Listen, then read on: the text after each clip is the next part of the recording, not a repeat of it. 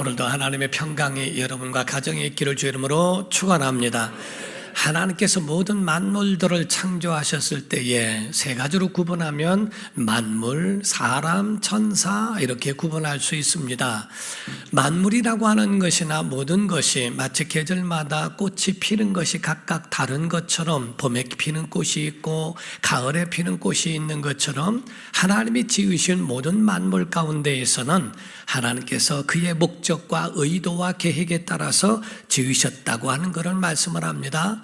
그러므로 살아가는 환경도 다르고 살아가는 방식도 다르더라 하는 거예요. 모든 만물은 해와 달과 별들과 같은 이러한 산천초목 이 모든 것들이 삼남만성에 의해서 이루어질 수 있지만은 천사라고 하는 것은 하나님이 명령하신 이 땅에 있는 해와 달과 별이 필요한 게 아니고 하나님의 말씀으로 사는 겁니다.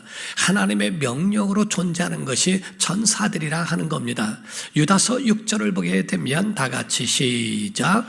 또 자기 지위를 지키지 아니하고 자기 저소를 떠난 천사들을 큰날의 심판까지 영원한 결박으로 흑암에 가두셨으며 라고 말씀하고 있죠. 여기서 천사들은 자기 지위를 지켜야 하고 그 처소를 떠나지 말아야 한다는 겁니다. 우리에게도 마찬가지로 만물이 살아가는 것과 천사들에게 명령하신 것처럼 사람이라고 하는 독특하고 특별한 존재가 있다는 거지요. 사람은 짐승처럼 이 모든 주변이 있어야 한다는 겁니다. 음식도 공기도 물도 존재해야 환경에 의해서 우리의 몸이 존재한다는 것과, 그러나 사람에게는 영혼도 있어서 천사처럼 하나님의 말씀을 갖고 살지 않으면 안 되는, 이것이 우리 사람에게 부여하신 하나님의 독특함이라는 겁니다. 그러므로 우리가 탈선이란 말도 있고 탈령이란 말도 있죠. 자기 위치를 벗어나면 탈선이 되어지고 탈령이 된다는 겁니다. 그러므로 그 위치를 벗어나지 말라고 하는 것처럼 부모는 부모의 위치가 있고 남편은 남편의 위치가 있고 아내는 아내의 위치가 있으며, 또한 목사 같은 사람도 또 도덕과 윤리와 그의 자리에 대한 그러한 위치가 있기 때문에 벗어나지 말라는 거죠. 의사나 이 모든 사람들도 다 마찬가지라고 보는 겁니다. 사람은 하나님이 우리에게 의도로 만드신 것이 다른 게 아니라 하나님 사랑의 대상으로 만들어 주셨다는 겁니다. 그래서 우리는 하나님의 사랑을 떠나서는 살 수 없는 그런 존재가 되게 하셨다는 거거든요. 그러므로서 모든 피조물들이 하나님으로 존재하지만은 특별히 사람은 하나님이 같이 있기 원하셨다는 겁니다.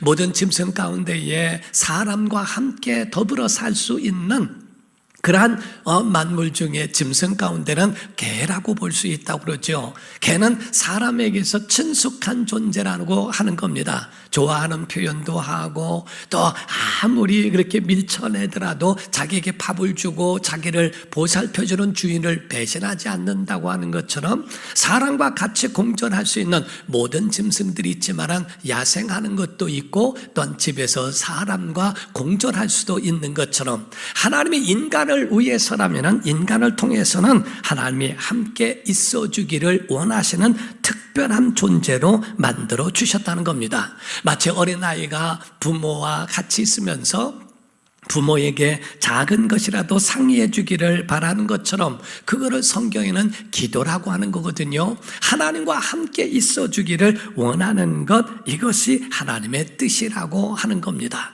사랑하는 성도 여러분, 성경에 보면 에녹이라는 사람이 나오는데 오죽하면 하나님과 300년을 동행했다는 거예요. 하나님과 300년을 동행하면서 자녀를 낳고 살았는데도 불구하고 하나님이 그를 오죽 사랑하셨으면 데려가셨다라고 표현합니다. 창세기 5장 21절에서 24절을 보면 에녹은 65세에 무드셀라를 낳았고, 무드셀라를 낳은 후 300년을 하나님과 동행하며 자녀들을 낳았으며 그는 365세를 살았더라. 에녹이 하나님과 동행하더니 하나님이 그를 데려가심으로 세상에 있지 아니하였더라라고 말씀을 하죠. 우리가 보면 사랑하는 사람끼리 밤이 되면은 집에다 데려다 줍니다. 집에다 데려다 줬더니 어떻게 혼자 가느냐고, 내가 데려다 주겠다고. 그래서 또 데려다 줍니다. 그런데 또 이 밤길에 혼자 어떻게 가냐고 또 데려다 줍니다. 또 왔다가 아니 어떻게 가냐고 혼자 데려다 줍니다. 왔다 갔다 데려다 주면서 하다가 그냥 아예 같이 살자고, 이게 결혼이라는 겁니다. 바로 하나님께서 300년 동안을 에녹을 불러서 사랑하고 사랑하고 그런 사랑 모든 표현을 다 하셨지만 300년 되셨을 때는 야, 그럴 필요 있냐, 우리 집에서 살자. 하나님이 자기의 집에 초청하셔서 에녹을 그를 데리고 갔다라고 말씀을 하는 거예요. 이와 같이 하나님은 사람은 친밀감이 있는 존재로 만드셨다는 겁니다. 그를 가족이라고 표현하기도 하고 친구라고 표현도 하는 겁니다. 출애굽기 33장 11절을 보면 사람이 자기의 친구와 이야기함 같이 여호와께서는 모세와 대면하여 말씀하셨다, 이렇게 말씀해요. 바로 모세는 하나님과 친구처럼 이야기하고 대면한 그런 존재였다라고 말씀합니다. 신약에 와서도 예수님께서 나사로를 향하여서도 말씀하시는 그 말씀 가운데도 친구라는 표현을 쓰시더라는 거죠. 요한복음 11장 11절입니다. 이 말씀을 하신 후에 또 이르시되 우리 친구 나사로가 잠들었도다. 그러나 내가 깨우러 가노라. 15장 14절 15절입니다. 너희는 내가 명하는 대로 행하면 곧 나의 친구라. 이제부터는 너희를 종이라 하지 아니하리니 종은 주인이 하는 것을 알지 못함이라. 너희를 친구라 하였노니 내가 내 아버지께 들은 것을 다 너희에게 알게 하였음이라. 이렇게 말씀을 하시죠. 오죽하면요, 누가복음 12장 4절에는 말씀을 합니다. 시작. 내가 내 친구 너희에게 말하노니 몸을 죽이고 그 후에는 능히 더 못하는 자들을 두려워하지 말라. 이런 말씀을 하죠. 바로 이와 같이 내 친구 너희에게 말한다. 예수님이 그렇게 하실 만큼 모든 사람들, 자기의 사람들을 향하여 친구처럼 친밀함에 대한 표현을 그렇게 나타내셨다는 겁니다. 이건 하나님이 사람을 향하신 특별한 은혜요, 큰 복인 줄로 믿습니다. 사람들이 세상을 살아가면서 정말 행복한 게 뭡니까? 많은 표현들이 있는데, 자, 어느 젊은 사람이 자기 사랑하는 사람을 위해서 꽃집에 들려서 꽃을 샀대요. 자기의 사랑하는 사람이 정말 좋아하는 그 꽃을 사서 주인에게 한번 물었다는 겁니다. 아저씨, 그런데 제가 이 꽃을 사서 사랑하는 사람에게 주려고 하는데 누가 더 행복할까요? 주는 사람이 행복할까요? 받는 사람이 더 행복할까요? 했더니 주인이 하는 말이 내가 더 행복합니다. 꽃을 팔기 때문에 내가 행복하고, 두 번째 행복은 주는 사람, 세 번째는 받는 사람 다 행복한 거 아닙니까? 라고 이렇게 표현을 했다고 말을 합니다. 사랑하는 성도 여러분, 세상에도 행복에 대하여 세 가지 조건을 이야기했는데, 첫 번째가 갈 곳이 있으면 행복하다. 두 번째로 할 일이 있으면 행복하다. 세 번째로 사랑할 대상이 있으면 행복하다는 겁니다. 여러분과 저는 여기에 대하여 진단할 줄 알아야 한다는 거예요.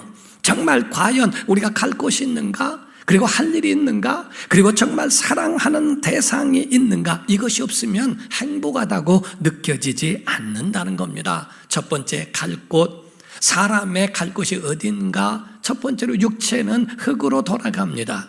창세기 3장 19절에 보면 말씀하기를 내가 흙으로 돌아갈 때까지 얼굴에 땀을 흘려야 먹을 것을 먹으리니 내가 그것에서 취함을 입었음이라. 너는 흙이니 흙으로 돌아갈 것이니라 하시니라. 이렇게 말씀을 하죠. 사람의 인생이 바로 흙에서 와서 흙으로 돌아간다는 겁니다. 이 창세기 25장 7절에서 8절입니다.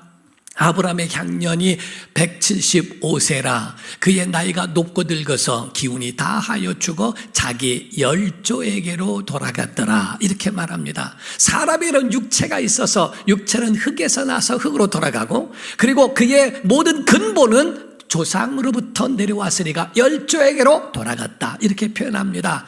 그러나 우리의 영은 하나님께로부터 왔기 때문에 하나님께로 돌아가는 줄 믿습니다. 그래서 우리의 육체는 당연히 흙으로 돌아가지만, 그러나 우리의 영혼이 하나님께로 돌아간다고 하는 이 영원한 존재가 우리에게 있다는 것을 아셔야 한다는 거예요. 준비하지 않으면 돌아가지 못합니다. 우리의 영혼을 위하여 준비된 자를 하나님이 부르시고 하나님이 그들을 주님 계신 곳에 우리를 초대한다라고 성경은 말씀하고 있습니다. 그러므로 여러분과 저는 돌아갈 영원한 하나님의 집이 있는 줄 믿으셔야 합니다. 두 번째가 할 일이 있는 사람들이라고 표현을 했죠. 여러분, 루소라는 사람은 말하기를 사람은 두 번 태어난다. 첫 번째는 존재를 위하여 태어나고 두 번째는 사명을 위하여 태어난다. 일을 위하여 태어난다. 그러므로 존재만 갖고 사는 사람, 사명을 발견하지 못한 사람은 살아도 사는 게 아니다라는 말을 했습니다. 믿음의 사람들의 고백은 뭐냐면 우리가 태어났을 때의 존재만 위해 태어나는 것이 아니라 섬기기 위해 태어난 겁니다. 그래서 우리가 거듭난 것은 섬기기 위하여 위로는 하나님을 섬기고 아래로는 이웃을 섬기도록 우리를 두 번 거듭나게 하셨다라고 말씀하는 거예요.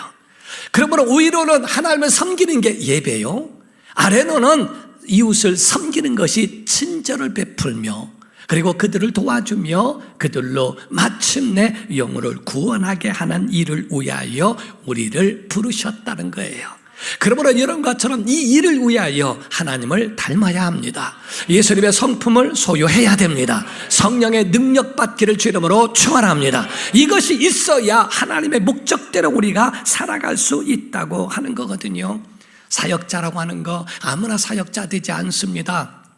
하나님 아무나 부르시는 거 아닙니다. 물질이 있다고 다 쓰시는 거 아닙니다. 권력이 있다고 다 쓰시는 거 아닙니다. 하나님이 부르시는 부르심이 있다는 거지요. 일평생 하나님이 쓰시는 자 되기를 주 이름으로 축원합니다. 그리고 세 번째가 하나님의 사랑을 받는 자들이라고 이렇게 말씀을 하죠. 사랑의 대상이 있는가? 하나님과 동행하고 있는가라고 하는 겁니다. 어느 회사 면접 시험에서 그 면접에 그런 말을 했다고 그랬죠. 하죠. 먼 곳을 가야 되는데 그 먼 곳에 갈 때 가장 빨리 가는 방법이 무엇인가? 어떤 사람은 KTX다, 어떤 사람은 아니다, 비행기다, 어떤 사람은 아닙니다. 거기를 가려면 자기 차로 아주 이 지름길로 가는 것이 가장 빠릅니다 라고 했는데 정답이 아니었습니다. 거기서 회사에서 원하는 정답은 가장 좋아하는 사람과 함께 가는 겁니다 라고 말하는 거였다는 거죠.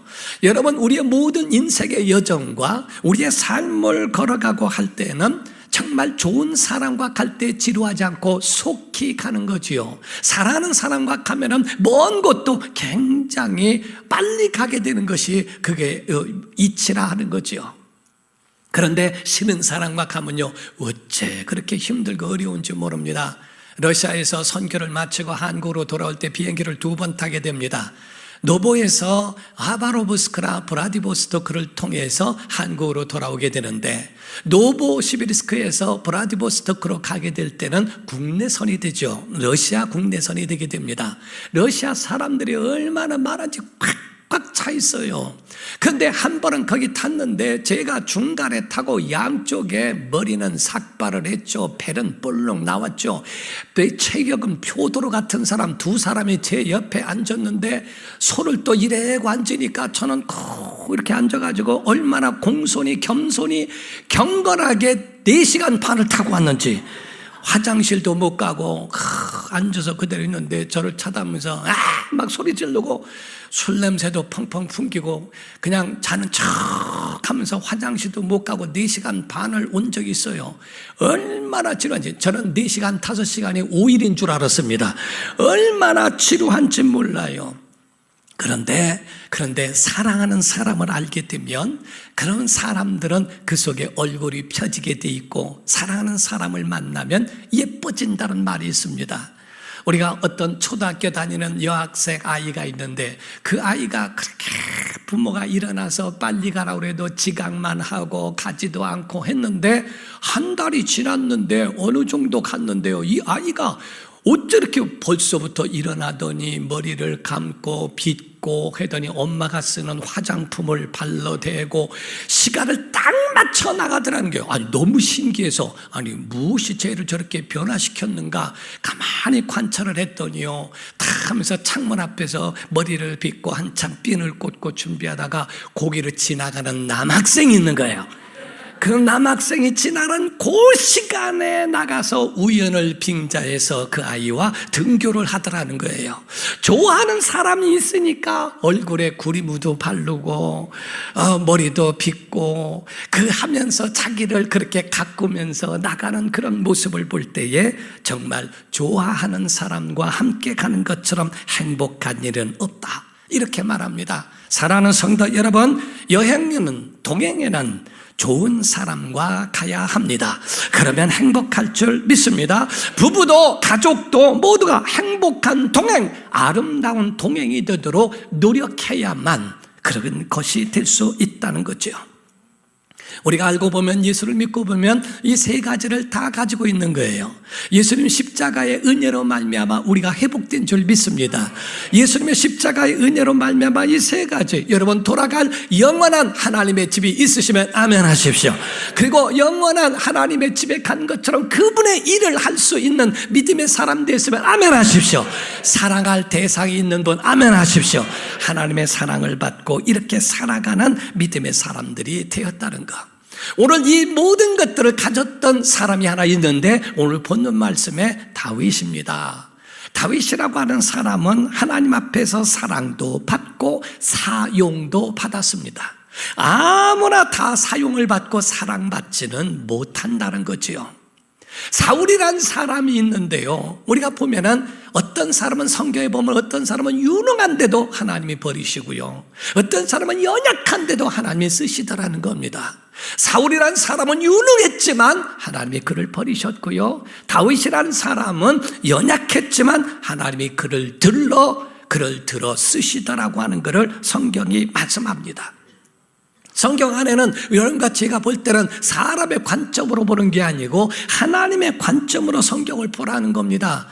사무엘상 16장 7절입니다. 시작. 여호와께서 사무엘에게 이르시되 그의 용모와 키를 보지 말라. 내가 이미 그를 버렸노라. 내가 보는 것은 사람과 같이 아니하니 사람은 외모를 보거니와 나 여호와는 중심을 보느니라 하시더라. 우리가 세상에 이런 말을 하고 있죠. 사람에게 관상을 받냐, 그리고 골상을 보느냐, 뼈를 보고 어떤 형태를 보느냐라고 하는데, 그들의 말대로라고 한다면 하나님은 심상을 본다, 곧 그들의 마음을 본다, 중심을 본다, 영혼을 보신다라고 하는 것과 같은 말씀이죠. 오늘 이 하나님 앞에서, 사람 앞에서 면접 보는 날, 이 다윗은 먼 곳에 있어서 그 가운데에 양을 치면서 그 면접에도 끼지 못하고 거기에 떨어져 있는 모습을 보게 됩니다. 다윗의 가족들은 이 다윗에 대하여 취급도 하지 않습니다. 인간적으로 평가하고 바라보고 그를 그렇게 말하고 있죠. 사람의 눈에는 자격미달입니다. 그래서 그에 대해서 별로 그렇게 좋게 중요하게 여기지 않지요. 아버지도 그랬고 형제도 그랬고, 아니 심지어는 다윗 자신까지도 자기는 그런 존재가 아니라고 생각하는 것을 그냥 인정한 듯 봐야 합니다.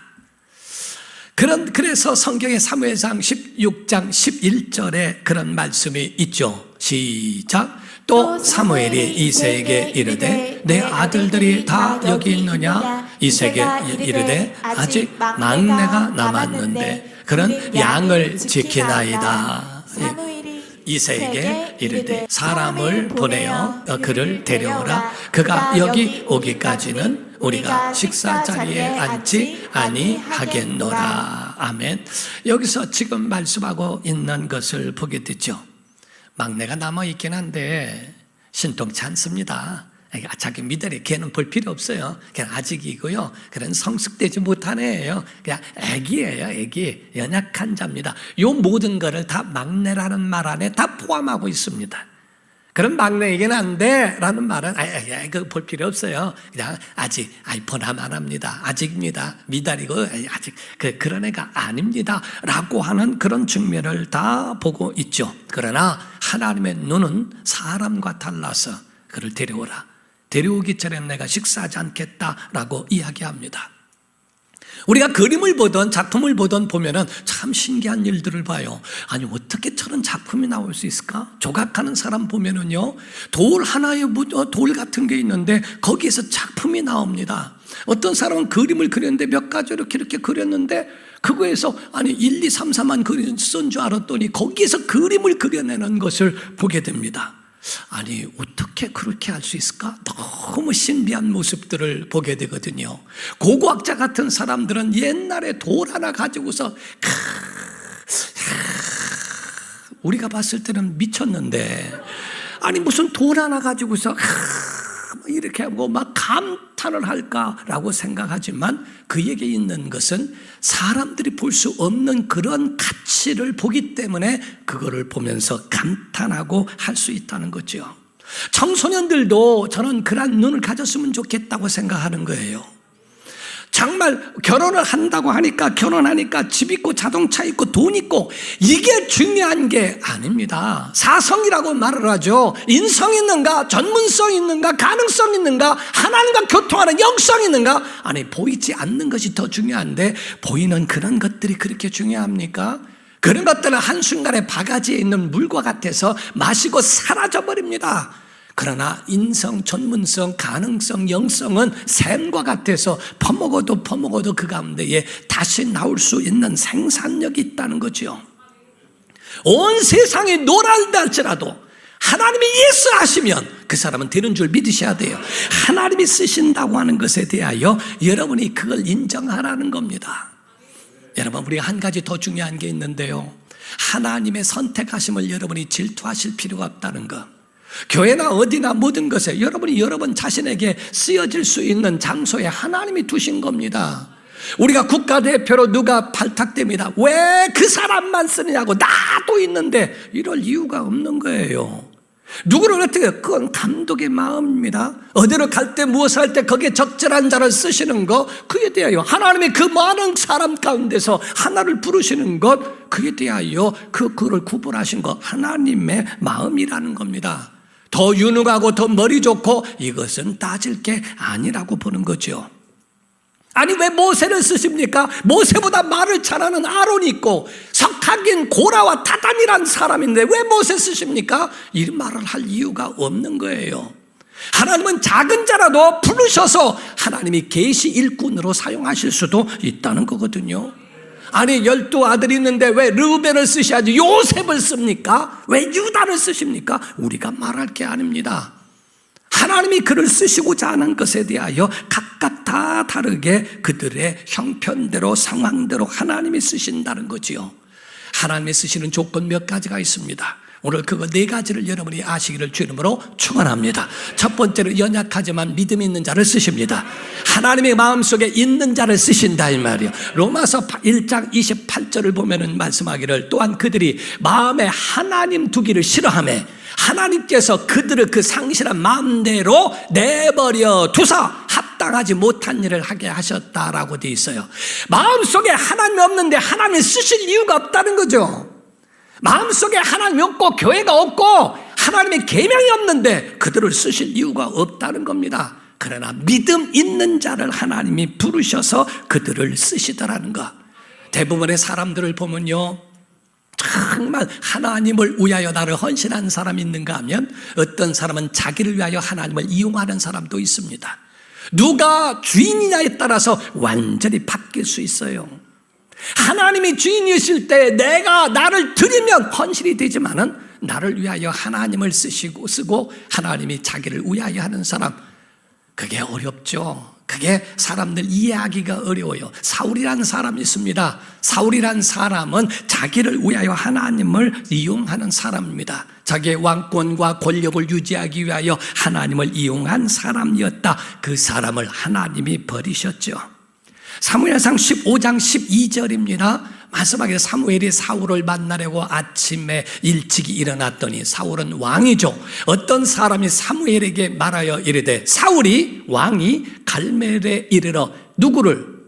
자기를 위하여 기념비를 세우고 발길을 돌려 길갈로 내려갔다 하는지라. 하나님을 자기를 위하여 쓴다, 이게. 자기를 위하여 기념비를 세우고 내려갑니다. 아주 승전 몇 번 했다고 해서 돌아다니면서 하나님 앞에 영광 돌리는 것이 아니라 자기를 위하여 하는 사람. 대부분의 교회 안에도 또 세상 안에도 대부분의 막 목소리 크고 불평 불만하는 사람 보면은 그것은 작은 자라고 여기는 게 아니라 본인 스스로를 큰 자라고 여기는 사람들이 그런 일들을 하는 겁니다. 작은 사람들은 그렇게 안 하거든요. 자기를 막내라 연약하다고 여기면 하나님과 의지하고 하나님을 같이 바라보면서 나아가려는 겸손함도 있다 하는 겁니다. 두 번째가 가치 있는 것을 지킬 줄 아는 사람이요. 여러분, 가치 있는 것을 지킬 줄 아는 것이 믿음이에요. 여기서 막내가 있긴 하는데 양을 지킵니다 라고 이야기를 합니다. 양을 지키는 것, 작은 일에 충성한 자, 자기 일에 가치를 두고 충성하는 사람입니다. 성경에 일하지 않다가 부르심을 받은 자가 없어요. 요셉도 충분하게 모범수가 되고 또한 보디발의 집에서 가정 총무가 되고 열정적으로 일하는 자를 부르신 거예요. 베드로도 그물을 내릴 때 부르신 거예요. 엘리사도 밭에서 소를 갖다가 부르심을 받습니다. 성경의 전부가 자기에 의하여 지킬 줄 아는 사람을 말하는 겁니다. 성경에도 에덴 동산을 지키게 하시고 라고 성경은 창세기에 말씀하고 있거든요. 자기 영혼을 지킬 줄 알아야 한다는 겁니다. 아멘 해봅시다. 가정을 지켜야 합니다. 자녀를 지켜야 됩니다. 직분도 지켜야 됩니다. 무릇 지킬 만한 것보다 내 마음을 지켜라 라고 말씀했어요. 우리에게 지켜야 되는 이것이 우리에게 있거든요. 요한계시록 14장 12절입니다. 성도들의 인내가 여기 있나니 그들은 하나님의 계명을 지키고 예수에 대한 믿음을 지키는 자다 이렇게 말씀하고죠. 계명과 예수 믿는 믿음을 지키는 자, 이들이 같이 있다고 하면 빼앗기지 않습니다. 이거를 지킬 줄 아는 사람을 하나님이 그들을 쓰시더라 하는 겁니다. 하나님이 가인에게 물으셨어요. 아우 아벨이 어디 있느냐 라고 물었더니 가인이 말합니다. 내가 아우를 지키는 자니까? 당연히 지켜야죠. 부모라면 자녀를 지켜야죠.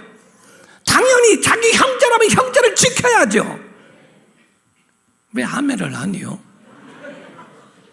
안 지키려나? 가인 같은 사람 있나? 지켜야 되지 않습니까?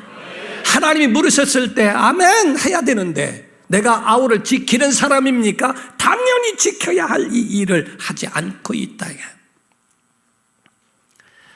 바로 자기에게 주어진 가치 있는 것은 지킬 줄 아는 사람. 세 번째가 성령에 감동된 사람이야. 그래서 오늘 본문 말씀 사무엘상 16장 13절입니다. 시작.